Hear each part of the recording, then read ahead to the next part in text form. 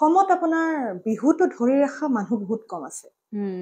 আৰু আমি এটা কথাই জানো যে কি কয় বিহুৰ সময়ত সকলো অসমলৈ আহি যায়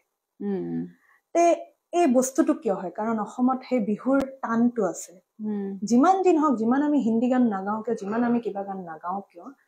ঘূৰি পকি কিন্তু আমি নিজৰ যোনটো ৰুটছ নিজৰ যোনটো আমাৰ মাটিৰ সোৱাদ থকা সুগন্ধ থকা গীত সেইখিনিক কিন্তু সদায় আমি ধৰি ৰাখিব লাগিব সেইখিনি ধৰি নাৰাখিলে নিশ্চয় অসমৰ আপোনাৰ কি কয় যোনটো ইন্ট্ৰডাকশ্যন বা অসমৰ যোনটো আইডেন্টিটি সেইটো নাইকিয়া হৈ যাব মই ভাবো যে কি কয় যিমানখিনি লোকসংগীতৰ কণ্ঠশিল্পী আছে বা যিমানখিনি লোকশিল্পী আছে তেখেতলোকক আজি বহুতে চিনি নাপায় কাৰণটো কিয় চিনি নাপায় তেখেতলোক কেতিয়াও ফ্ৰণ্টত নাথাকে তেখেতলোকক সদায় ধৰক এটা সাংস্কৃতিক সন্ধিয়াত হলে তেখেতলোকক আগত ৰাখিব যেনেকৈ আজি লোকগীত এটা হৈ গ'ল লোকগীতৰ বহুত কণ্ঠশিল্পী এনেকুৱা আছে যাক মানে আপোনাৰ মুখ্য আকৰ্ষণৰ আগত ৰাখে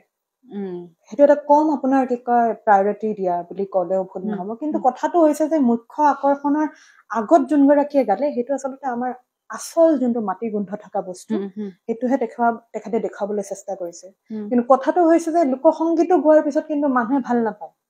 কাৰণটো কিয় ৰাইজৰ হিচাপত এতিয়া সাংস্কৃতিক সন্ধিয়াৰ যোনটো আমাৰ ক'ব গ'লে ডেফিনেশ্যন প্ৰত্যেকৰ বাবে বিভিন্ন বেলেগ বেলেগ তে মই ভাবো যে মই মুম্বাই বা বেলেগত যাব পাৰো নোৱাৰো মই নাজানো কিন্তু মই অসমৰ যিমানখিনি লোক সংস্কৃতি আছে সেইটোক ধৰি ৰাখিবলৈ চেষ্টা কৰিম